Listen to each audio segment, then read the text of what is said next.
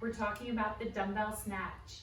This movement is very versatile, so you can do it at light weight for higher intensity and just bust out those reps, which will get your heart rate up nice and high, and also work on stabilizing your core, stabilizing overhead in that position.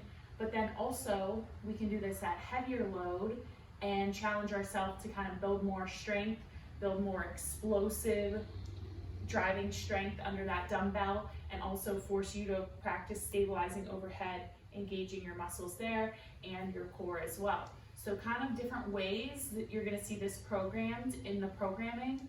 But just to kind of show you the movement, you can do this two ways. You can go thumb facing forward, or you can turn and go knuckles forward, whichever you prefer. I prefer going thumb forward, but that's just me. Some of you guys might feel more comfortable going knuckles forward for your shoulder, or maybe because it kind of like simulates the barbell snatch a little bit more.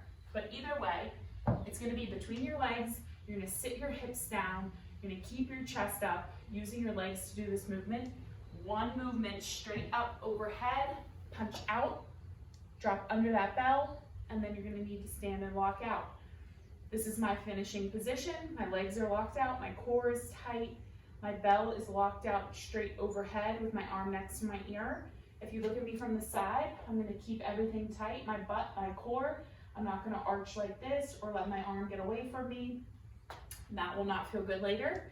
And then to bring it down, keep it close to your body, just kind of reverse it back down. And then usually we're going to do these alternating. So I'll switch arms. Same thing. Punch straight up, get under that bell, and then switch.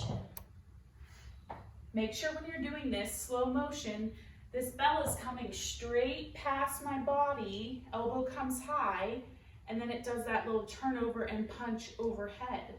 But I want to see that in one straight movement, straight up your body, okay? One last thing to think about here when you're doing this movement is to jump under your dumbbell. So I'm going to use my legs. I'm going to jump, drop under, and stand. This one's going to take a little bit of practice if it's new for you. If you already know how to do it, then you should feel really comfortable with it and just get into that good rhythm.